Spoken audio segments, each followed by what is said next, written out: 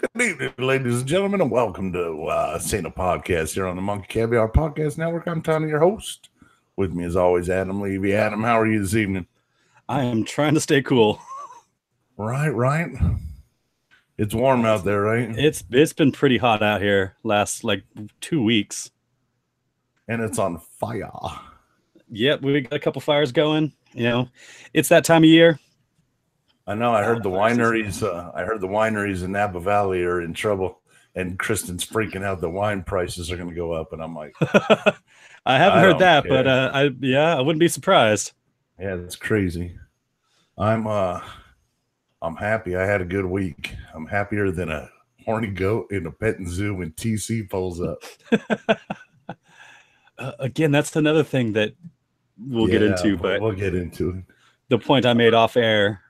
Yeah, we had my fantasy football league is we had our draft order parade last weekend. We throw paper airplanes to determine draft order. Nice. Yeah, we've done it. This is our 7th year, and I got the second pick in the draft this year. I'm very happy. Nice. Good going. So hopefully I can do something, and it's $1,000 for the win. So I want to. Wow, win. That's a nice pot there. Yeah, I know. In 3 years, we're doing our airplanes and our draft on a cruise to the Bahamas. Nice. So that's going to be pretty dope. Yeah, I can't wait. Yeah, that'd be awesome. This weekend, I'm going to Charleston, the seat of South Carolina's racism. I cannot wait. There's a area called the Slave Market, and it's not called that anymore. It's called the Charleston Market now. But it was the old slave market where they actually sold slaves. And you walk through there and see people peddling their bullshit wares. And you're like, yeah, they can sell people here. It's crazy. It's such a crazy feeling. Like there's cannonballs all over the city from when the Civil War. They just fucking random cannonballs. Wow. Yeah, it's crazy town, but we're going there for a friend's anniversary, so it'll be fun. They got lots of good food down there. That's cool. All right. Enough about my great life. I do such fun stuff. Yeah, you do. It's not bad. Let's speaking of that, I won't be here next Monday. Oh, what's going on? I'll be in Charleston. Oh, fair enough. Oh, it's a good thing I thought about this because I didn't even think about it until this very second. So, yeah, no podcast next week, folks. Sorry, we're going to have to miss one. But, yeah, enjoy the week off. It'll have a more come hockey season and Walking Dead, so, it happens. Yeah. Did you hear they're doing a catch-up episode of The Walking Dead before the season starts of Talking Dead so they can bring Hardwick back? I didn't hear about that, but I heard they reinstated Hardwick, so good for him. Yeah, they're doing a Talking Dead episode before the season, the week before the season starts, to get everybody caught up to where they are now, which is for Fear or a regular Walking Dead. For regular Walking Dead. Okay. Yeah, Fear comes back in a couple weeks. The second half, and then we'll get October. I think we'll get regular Walking Dead. Did you see the Comic-Con trailer for new season of Walking Dead? Yep, I certainly did. What are your thoughts? I think old Rick should keep his old pickle out of Michonne. That's what I think. I should have already known that answer. We'll get to that. And where's Carl? All right, let's get on to the Saint Killers, who makes an appearance tonight. Yes, for what, the second time this season? Second time we get to see the Saint. First time we got to see ours. Yes, this is the first time we did get to see ours face. Good old Eugene. It opens up with Eugene looking at the corpse of Anvil. God, that explosion did a number on that town, didn't it? It looks like Irwindale. Yeah, it is literally just a crater in the ground where this town used to be. Yeah, it's a big crater in the ground, and he just stands there and looks at it, and then gets picked up by child services, because that's what happens. Yeah, because they're watching the roads to Anvil to see where the children are going. Sure. Somebody's walking away from the pit that was a town, and they're like, "Oh, hey, you must not have parents. Come on." Yeah. Speaking of which, how old is he in Coletti? Because Arseface does not look like he's a minor. No. Like, I mean, yeah. Arseface could have a beard, no problem. I don't think he'd get carded. Well, maybe in the pink shorts. Maybe the pink shorts. Yeah. Yeah, he did have quite quite an interesting outfit on. Yeah, it's quite the ensemble, isn't it? The peace T-shirt and the pink. I don't know what's on the shorts. I think it's cats with sunglasses. Yeah, I couldn't quite make it out myself. Yeah, there's a few things in this episode I couldn't make out. Like, my episode didn't have subtitles for Arse. Oh, jeez. It does make it very difficult. I mean, the way they do the character in the show is you can kind of understand what he's saying if you really pay attention, but yeah, the subtitles definitely help. Whereas, like, if you were reading the comic books, like when they wrote the dialogue for Arseface, you did need the subtitles because you couldn't make out most of what he said. It took a long time reading the comic books to figure out Arse, but by reading the comic book, by midway through it, you could read it without the subtitles. Yeah. I got to the point where you can kind of figure out if you looked at the subtitles and looked at what he said. Okay, you can make I could see where that was coming from. Yeah, so when you got halfway through Preacher, you could read Arse without subtitles. On the show, a little more difficult. Yeah, I mean, especially because the volume in this episode jumped around all over the place. It was super quiet, and then it would be super duper loud, and then it would be super quiet, and it's super loud. It's just all over the place. Yeah, it was kind of a mess. Well, that's pretty much been the show this season, though. Kind of a mess. Kind of a mess. So he goes to the orphanage, and he's in there like a half a day, and boom, sprung, adopted, bam, foster dad. Yeah, I don't even know if he was in there for half a day. Like, he got processed in, and it was immediately adopted. Like, he hadn't even settled in his bed yet. What the fuck is up with the adoption process in Texas, where a man with dual 6-shooters strapped to his leg can walk in and grab a boy with a deformed face for absolutely no cost? He just made an offer. Low inventory. Yeah.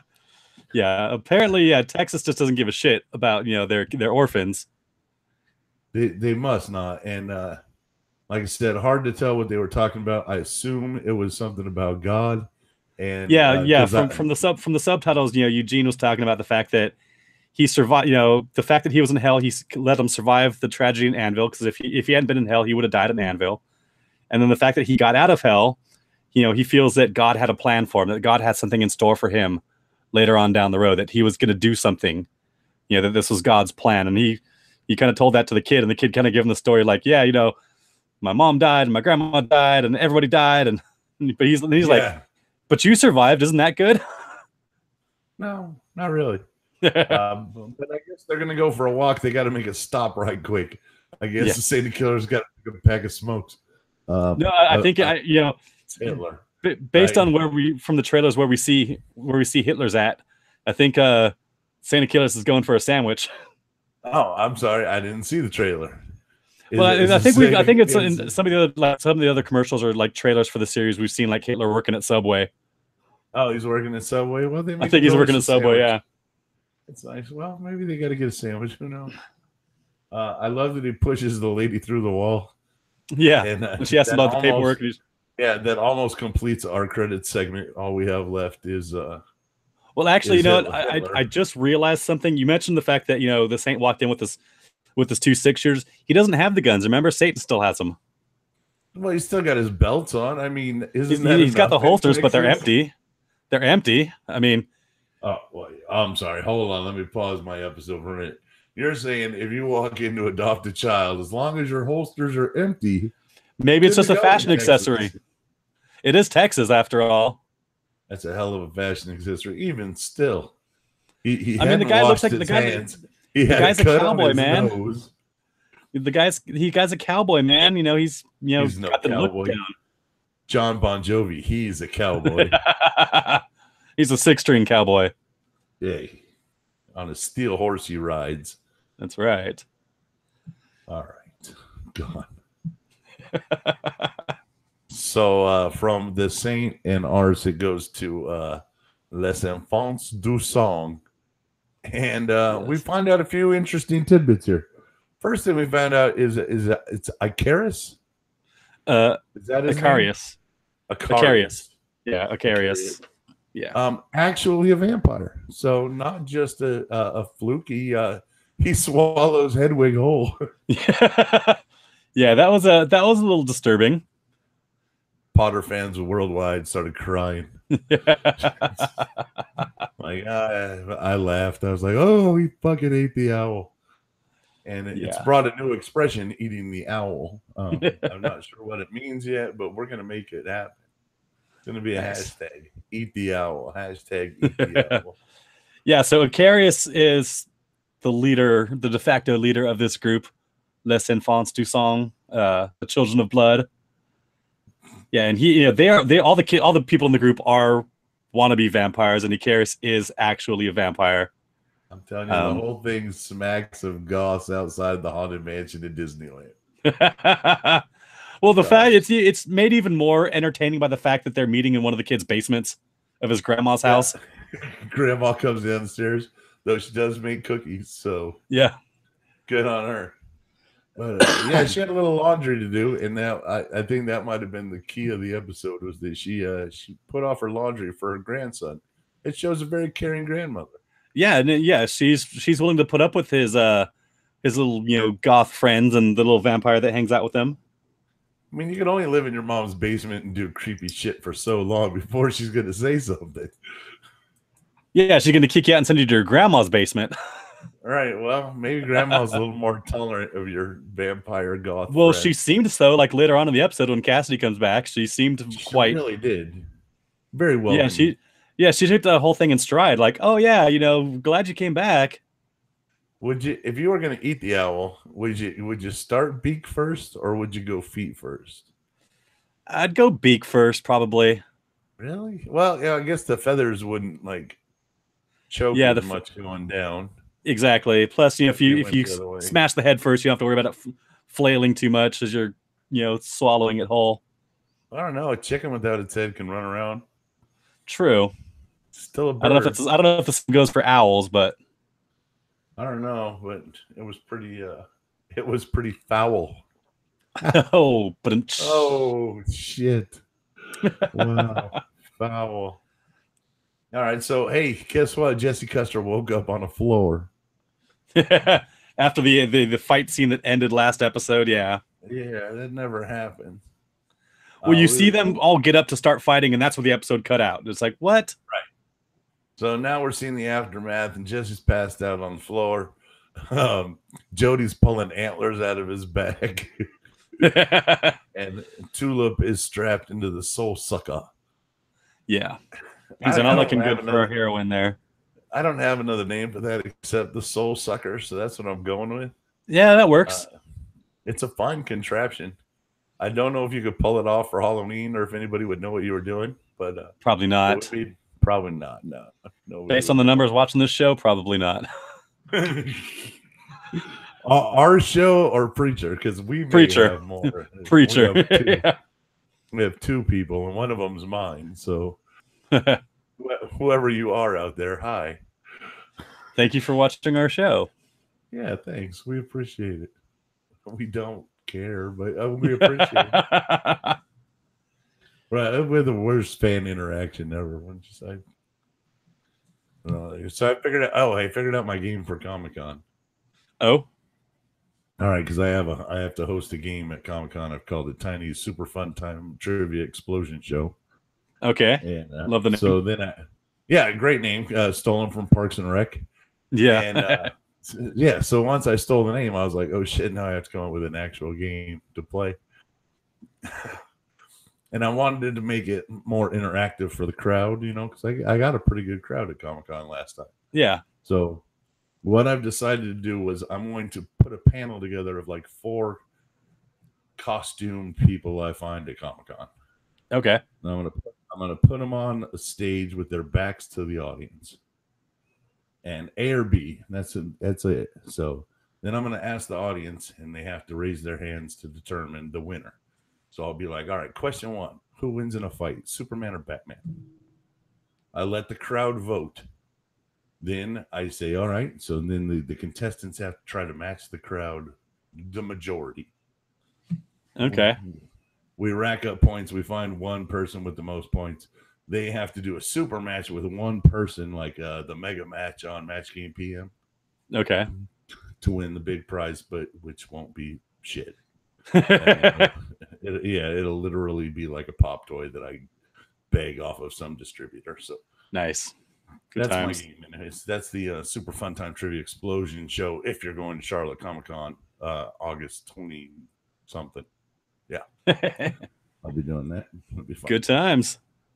Yeah, I think it's Sunday the 29th. I think it's the day after my football draft. Okay. I think so. It better not be the same day as the draft, because then I'm not going. Oops. Second pick, baby. You have to phone that one in, right? All right. So Jesse wakes up and she's strapped to the soul machine. And he's like, look, guys, you can take her soul if you want. You really can. Can't stop you. Or we can use the gifts that we have at our disposal and we can get a bunch more. Go steal a shitload of souls from the bank. All right. She's down. Everybody's down. That's a good idea. Yeah. Even though Jody and TC have never been able to do it. But yeah, you've got Jesse and Tulip at your disposal now.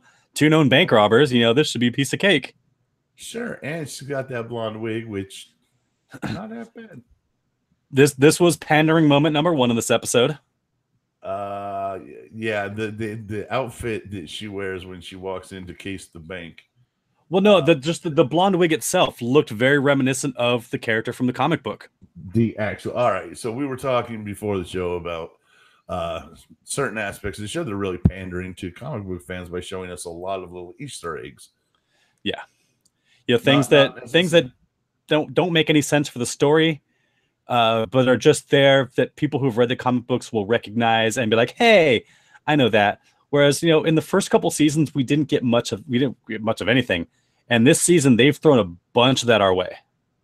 And Tulip being a blonde being a huge one for us. Because, like I said, when we talked about them getting this show, we were like, the perfect casting was like Christina Applegate, somebody like that. Christina Applegate when she was Kelly Bundy. But, like a very younger Rosanna Arquette. A Margot Robbie. We could have gone a lot of ways. Oh, that'd be awesome. But, yeah, you're right. Alabama Worley is the exact casting. You're perfectly right. Patricia Arquette from True Romance. That should have been Tulip. Yeah. They went a different way. We weren't sure at first, but Ruth Negga has owned it. Yeah, she's amazing on the show. Absolutely. Cool to change, but this little blonde hair thing is definitely a little shout out to the comic book people. One of many. And there's a few of them just in this episode alone. Yeah, but really cute little pearly outfit when she goes in to case the bank. Yeah.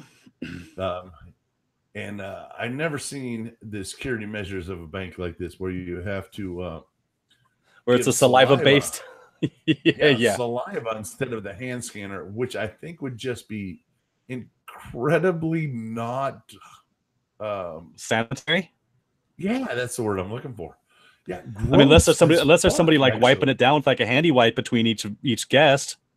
Even then, I'm sketch on it. I understand. I get it. That is a kind of really disgusting security measure. And considering that this is a small town, this is a small bank in some small town, this is some pretty Cayman Island kind of like security measures. It's awful. It's awfully stout security for such a small town bank. Yeah. But hey, you got to do what you got to do to protect souls and whatnot. Yeah, certainly do. Yeah, I'm looking at it right now, and I hate Ruth Negga as a blonde. By the way, absolutely hate it. Yeah, Worst it doesn't really I've work. ever seen in my life. No. You just licked it. Ugh. All right, so she goes out to the car, and she's like, "It's got this security system, that security system. It's all going to be a piece of cake. We just need a few more minutes."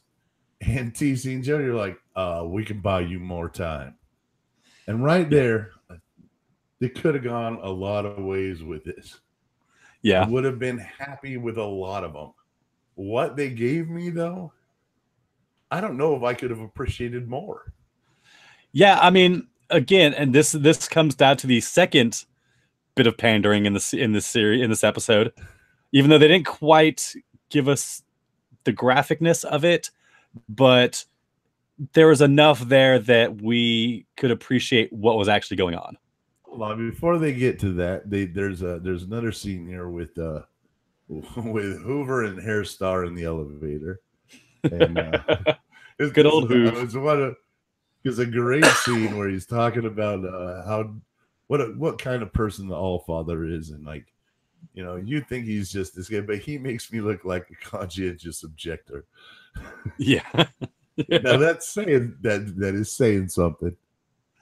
Yeah. And the example they show is the Allfather sitting on the guy's head until it pops like a pumpkin, and then Hairstar says, and that was for touching his hot pocket. Yeah, that's a man who loves his hot pockets right there. I like a hot pocket as much as the next guy. I'm not gonna lie. I'm not gonna sit on somebody's head because they touched mine, though. If I came home and Kristen had ate the last hot pocket, and then, you know, the police come by and they're like, "So why is her head exploded?" I'm like, "Dude, it was the last ham and cheese." Yeah.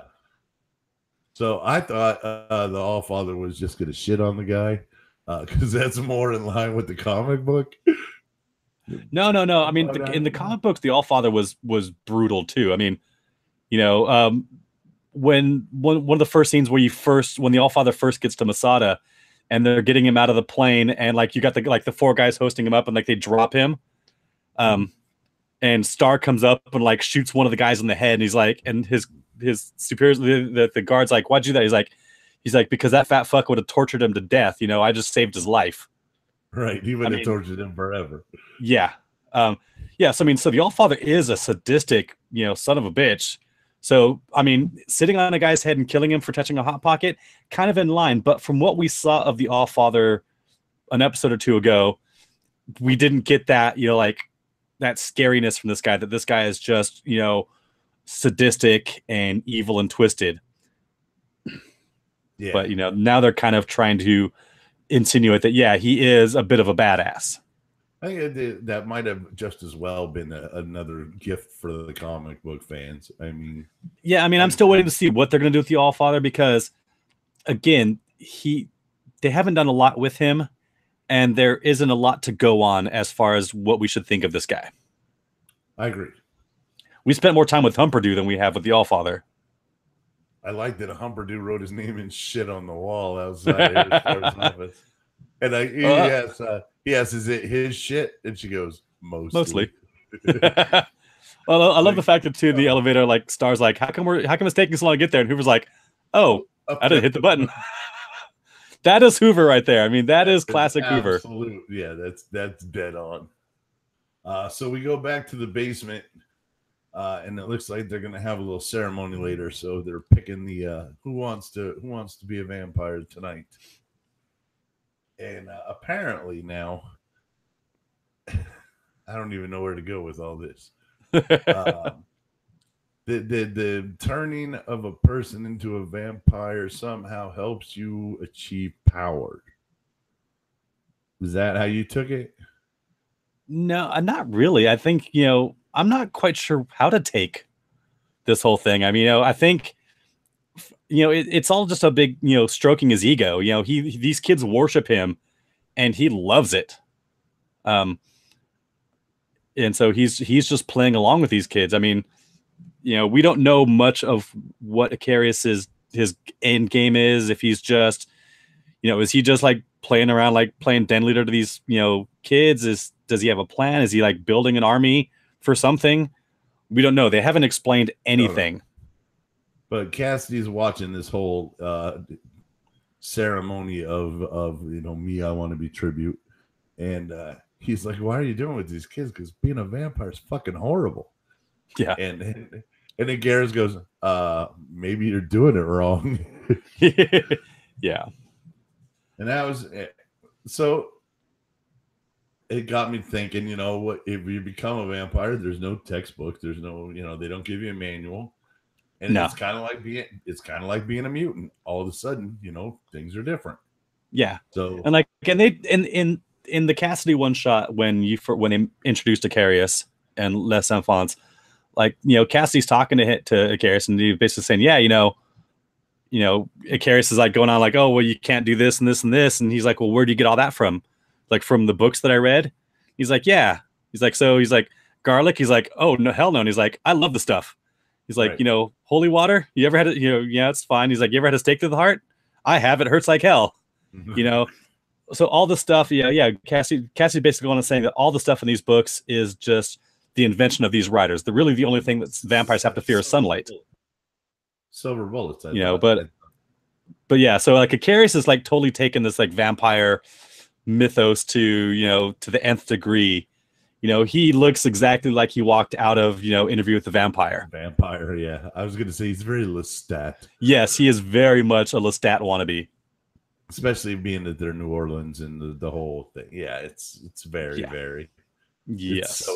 It's so extra. Am I using that right? I'm old.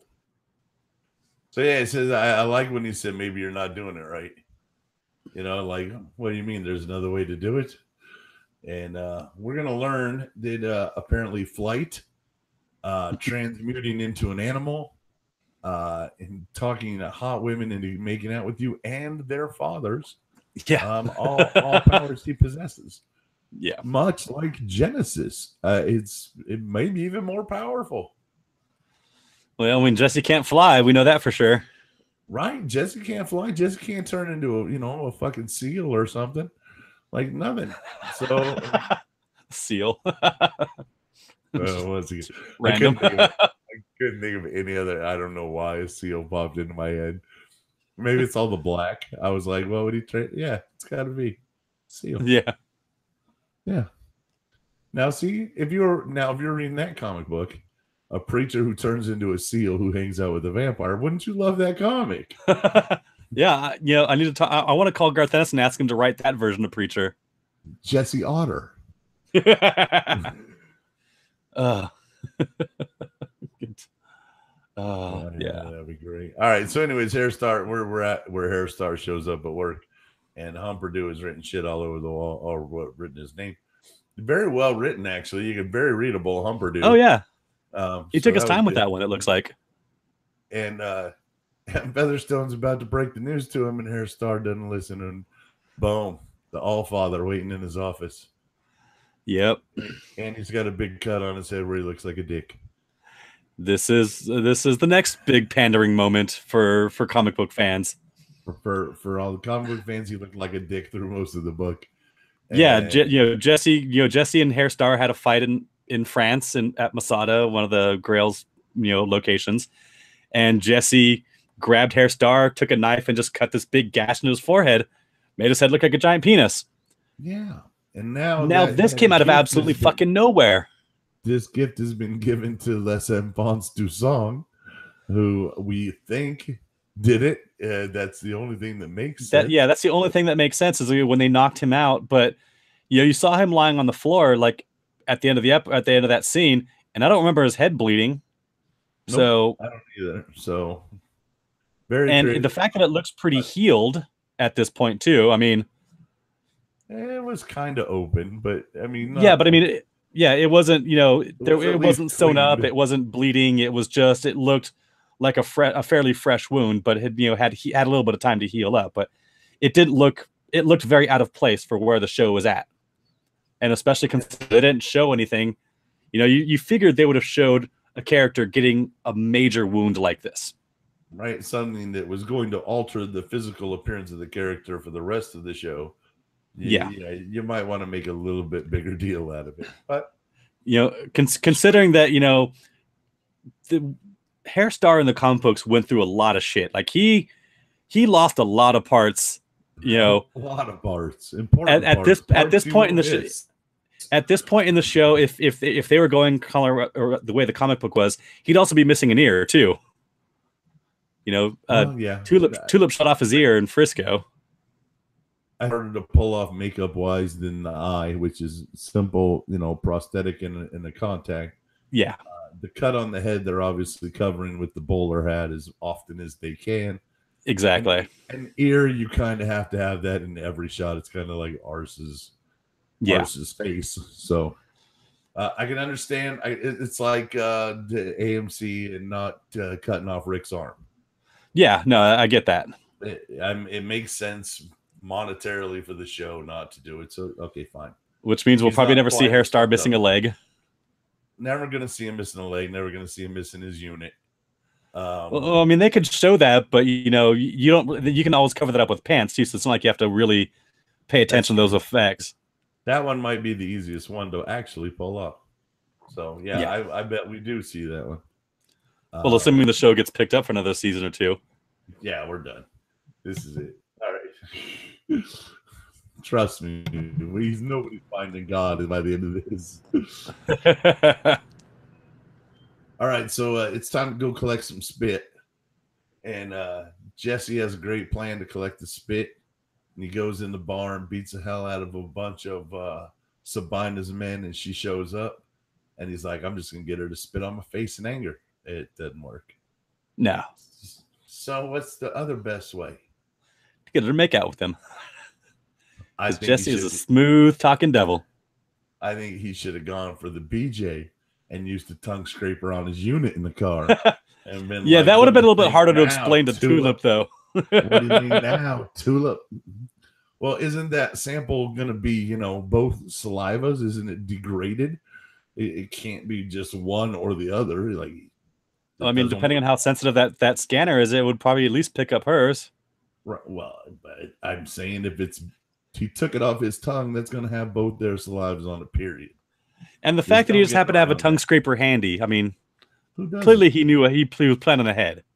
You obviously do not have a girlfriend. No, I don't. I don't have a tongue scraper handy either. I'm just giving you shit. But yeah, Tulip seems a little perturbed about his decision to go about it with the makeout. But whatever. What are you gonna do? Yeah, exactly. You need some saliva. There are only a couple options you have for getting that. There were only a couple ways to go about it. And if you can't get her to spit on you, well, I've never actually tried to get a girl to spit on me, so that would be that'd be new. Yeah. I can't say that I've had that one either myself.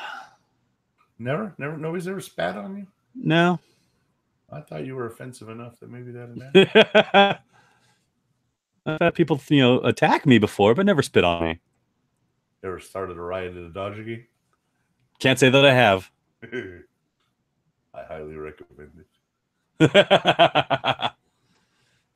Apparently, it doesn't take much to start one there. No, it's really easy. You may get a slap on the wrist, $179 fine. And a breaking order from Freddie Gomez, whoever that is. Oh, that's awesome. My episode stopped. Uh-oh, I'm in trouble. I have to wing the rest of it. I don't know what oh wow, it really stopped. Holy shit. Hold on, I gotta pull it back up because I really don't know where I'm going without it. So Jesse's gets her to the bar, kisses her, makes out, whatever. Tulip unhappy about it, but she didn't seem completely angry. I mean, he got the job done. I think that was the most important part. Yeah. Again, that was the key ingredient that they needed in order to get into the safe deposit box that they needed to get the souls. So, she might be a little upset at him, but it's going to pass because that's what they needed. I like later on in the episode when she's talking to Cassidy, she's like, "We robbed the bank with some spit." You imagine that? Yeah. Yeah, that conversation that phone call was a little weird. We'll get to it here in a minute. I'm a little behind. This episode's I'm back in the bar here. He's just finishing up. I want to see where it goes from there. I think it's going to go to Jody and TC. Yeah, I think it's a drop off. At least I hope it is. Because that would be one of the bigger shout out. Well, we'll just talk about that. Yeah. One of the bigger issues that we talked about not being able to show on television is TC's penchant for animal husbandry, if you will. He likes to bugger things.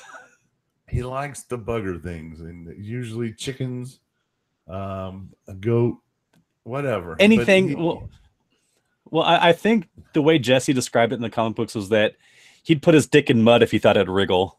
There you go. And so that's how they buy Tulip and Jesse some time. And I dug that They little dropped they dropped TC off at a petting zoo. They dropped TC off pantless at a petting zoo. And I love the bit where the cops are like, I'm like, hey, we got a naked man at a petting zoo. And they're like, man, we are on our way to an armed robbery. And they're like, it's TC. They're like, oh fuck. And they turn around. Yeah, I'm curious what he's got that ankle monitor for. I did notice the ankle monitor. And I was like, house arrest. All right. Yeah. Any number of crimes. Yeah. Probably something to do with the petting zoo before. I have no doubt that it has to do with the petting zoo now. I just love that scene of like him running down the street with like that goat tailing behind him, dangling in the breeze as he's just like I'm free. I've watched a lot of Survivor, and I know that one, goats don't run like that when you want them to. Of course not. That pixelation over his swing and jump was some of the worst but best pixelation I've ever seen. Because that was it hid absolutely nothing. No. And I don't think it was meant to. So this thing all goes down like Ocean's 11 style. Like they run into the bank, he walks into the petting zoo, and Jody goes to Madame Boyd's to take care of some business. Yeah. Yeah, you see him, pull out a gun, fire off some shots, and a couple minutes later he's driving away and there's a bunch of dead bodies laying around the motel. Just dead bodies. So that competition is pretty severely taken down. The only one remaining would be the Madame Boyd herself. Yeah. But hang out, viewers, because guess what? It's coming later. So yeah, the robbery seems to go off without a heist, meaning the spit was cool, and there's the TC's junk swinging. Man, it's so great. It's so horrible and so great at the same time. I love this show. God, more people should watch it. Before that all happens, Hairstar and the Allfather have a little sit-down discussion. And the Allfather tells Hares the story of the Knights Templar. They were on the Crusades, and their horse was the most important thing to them. And if something happened to their horse, that was terrible. And they couldn't just shoot their horse. They had to do something very ceremonial, and they had to eat their horse. And you're like, all right, that's a good analogy until the horse gets pushed into the room. Yeah. Yeah, Hairstar has a cooked horse delivered on a spit. I don't. All right. So Dothrakis eat their horses. I'm fine with that, I guess. Did they eat their horses? I didn't think they did. I thought they were buried at their horses. No. They do revere their horses, but if you watch it again in the first couple episodes, Danny and Jorah Mormont are on horseback going through the Dothraki outback, and he gives her jerky. He's like horse jerky. Okay, that's right. Sometimes they have to eat their horses, everything, So, yeah, whatever. And the French eat horse too, apparently. I've never had a horse unless you count Jack in the Box tacos. I've had several of those, and they are fucking delicious. So, if that's what horse tastes like, truly, if it is just Jack in the Box taco, then by all means, fucking, you better bring Secretariat to the next barbecue, son. Yeah, I have not had horse. I have had ostrich. I have had buffalo. I had bear. I had Big Ben burritos. Nice. I'm trying to remember what they had last time I was at SpaceX, because the SpaceX cafeteria always has like some of the most random items, that you could imagine. You hanging with Elon Musk now? You're at the SpaceX cafeteria. What are you talking about? When my friend was working for PwC, he was on the SpaceX auditing team. So I got to go down there a couple times with them for like their visiting hours. Oh, right on. Yeah. All right. That's cool. Yeah, no, it was I pretty don't cool. That is such a random story. I didn't. I have no Yeah, it idea is. that you've gone things. That's so cool. Yeah, I went a couple times. It's fucking awesome walking around there, seeing the rockets in various stages of production and all that shit, how it all comes together. Is it Bob? Is that your friend that works there? Is it Bob? Because Bob Yeah. would be cool enough. Is it really? Yeah, it was Bob. Oh fuck! Of course it's Bob. Bob's the coolest fucking guy in the world. Of course he has a cool job. Ah, well, not anymore, awesome. but yeah. That was space schooling. And when Carolyn found out Steve's, she lost her shit. Yeah, like she's like, oh my god. She's like, can you get me in? I'm like, yeah, I'll see what I can do. So I called up Bob. I'm like, hey, when's the next Tesla? Yeah, well, it's right next to the Tesla factory too. Of course. Yeah. Well, see, we didn't get to go to Tesla, but so I'm watching this stupid Southern Charm show with the girlfriend, and all of these people in Charleston that are so rich and powerful, they all drive German sports cars, and I'm like, who's got the fucking Tesla? If you got the money, get the Tesla. Whatever. Yeah. All right. So speaking of flying, good segue. Nice. Cassidy has taken flight with his new vampire pal because apparently these twinkly ass vampires can fly. Yeah. Yep. Don't know where that came from, but yeah, Icarius can fly. Shark jumping moment for me. I was so upset. It's not my story. It's not my Cassidy. I understand it's TV and it's different, but damn, man. Yeah, like in the comic book, in the Cassidy one shot, the Blood and Whiskey, they established that the vampires in this universe, we only ever really see 3 vampires in the course of the Preacher universe. Cassidy, you briefly see the vampire that changed him, and Icarius, but none of them have any supernatural powers other than the fact that they're inhumanly strong. They can't fly. They can't fly. They can't turn into mist. They can't turn into a bat and, do other stuff. They are just, they drink blood. They can't go out in the sun. That's it.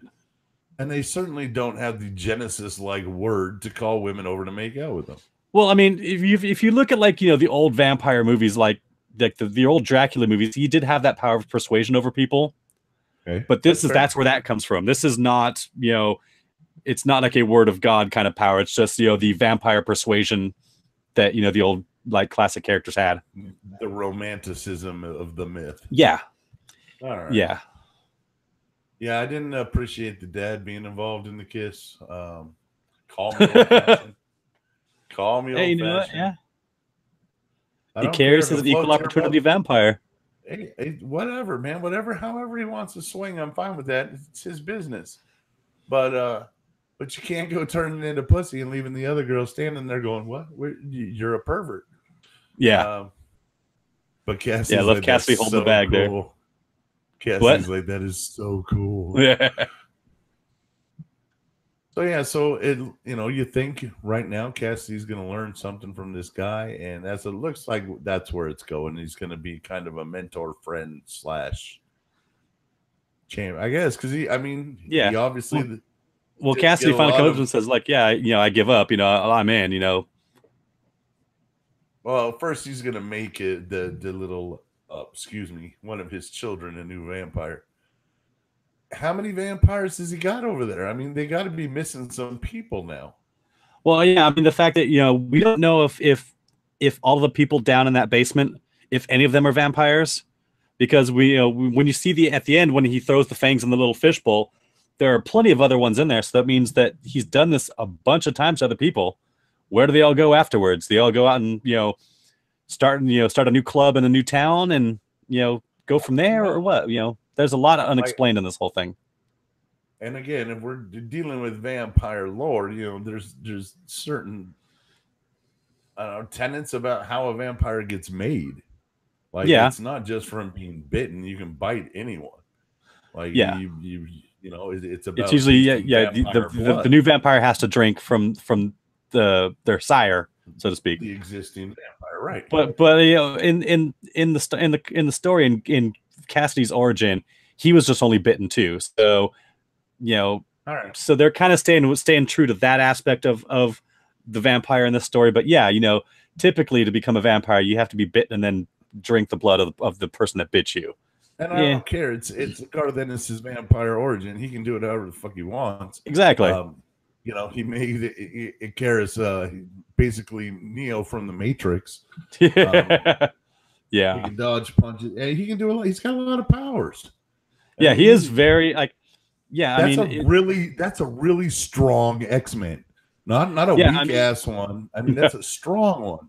No, and all this stuff shows that, like, you know, makes you think that this guy's been a vampire for a very long time if he's figured out all of this, you know, all of these powers. Right. He's got the manual. Yeah. And maybe Cassidy just lacks the gumption to, like, you know, try to learn how to fly. Like, maybe. I mean, you know, again, in the comics, Cassidy was a lot older than Icarus had been. You know, so I mean, again, but the way they're changing the shows, Icarus could be much older than Cassidy. We don't know. Right. We know Cassidy's. He's 116 or something like that. 100 and something. Yeah, 100 and something. Not incredibly old. Yeah. Well, I think he was born like in 1900. He needs new duds. I need Cassidy to get a new outfit because the backwards cowboy shirt. I dig the outfit. I love that horrible jacket he wears. It's awful. I would totally wear that. My favorite Cassidy line of the show might be in this episode. It's "I've been smoking crack all day." Yeah, that was pretty good. All right, so back at the house, they give Grandma some souls, and she comes storming back to life. She's happy and ready to go.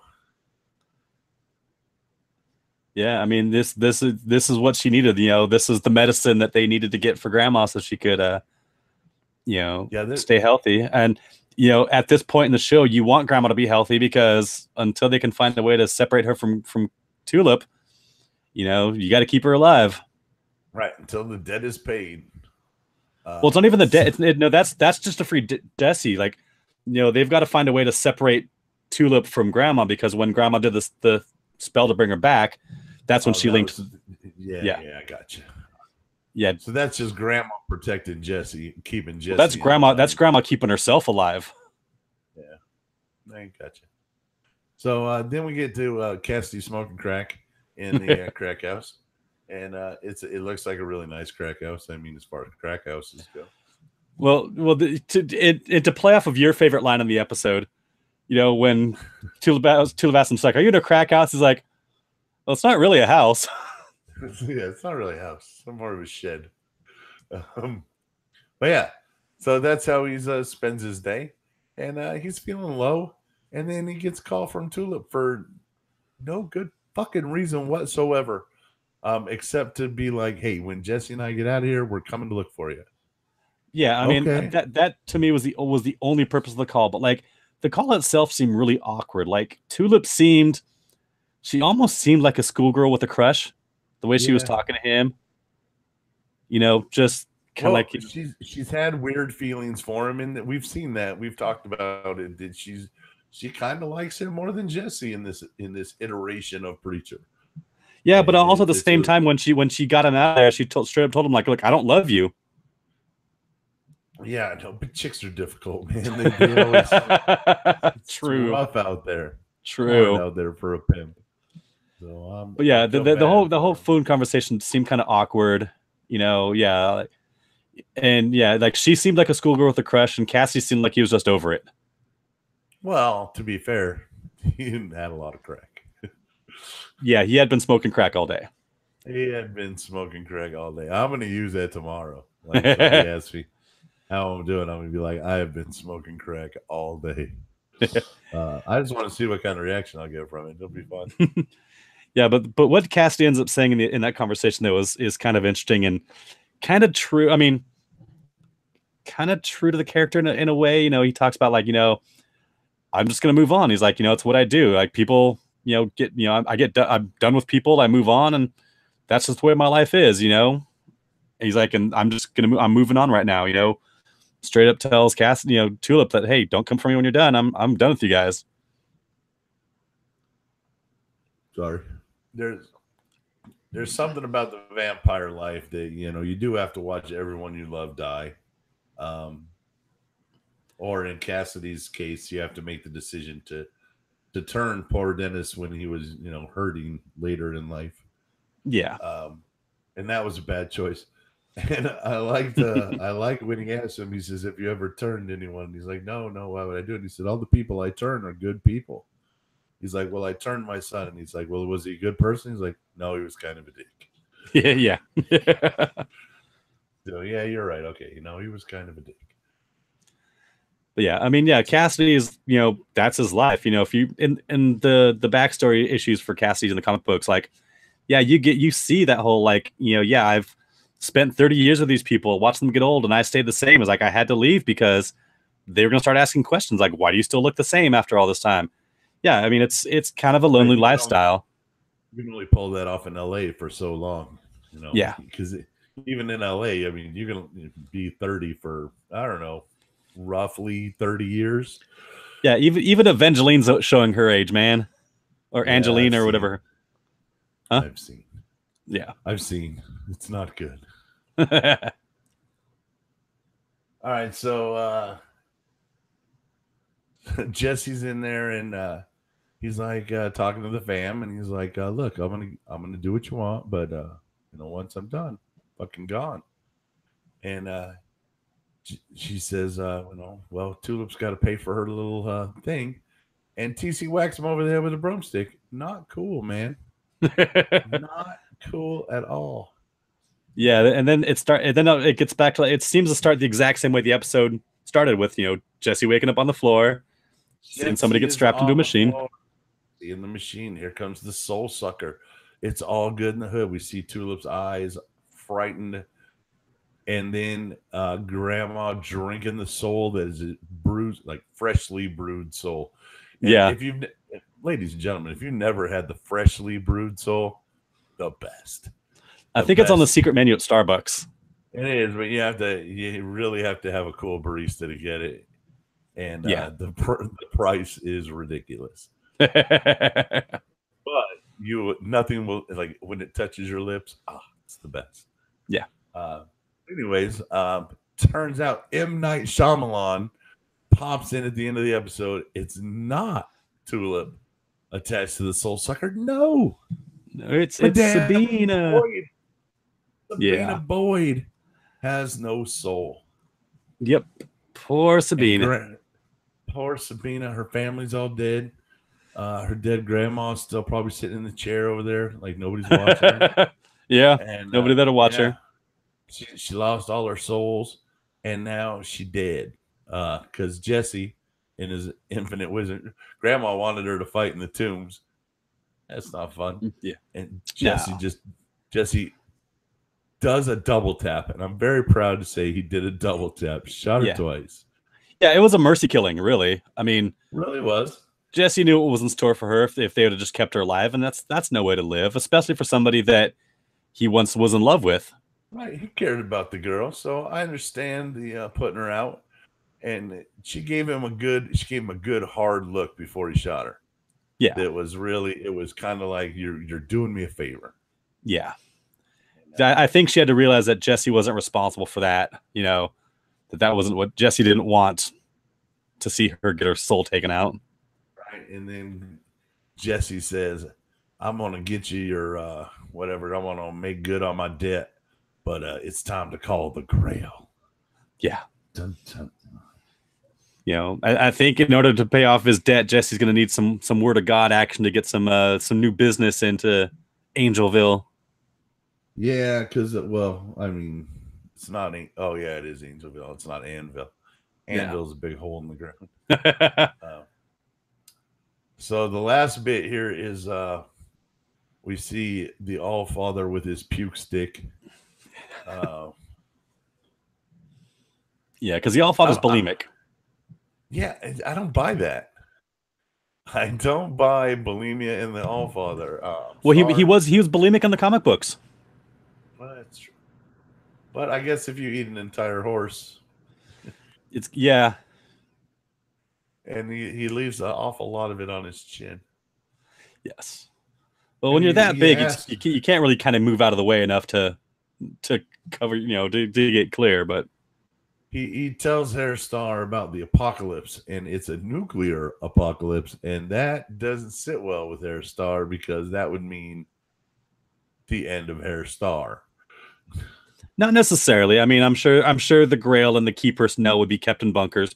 But the thing with that is, how long before you could usher in the Messiah? Because you're going to deal with fallout for how many years? Right, 1,000. At least 100,000. I don't know. I'm not a scientist, but I've watched a lot of movies, and in those movies, it's always been at least 100 years plus.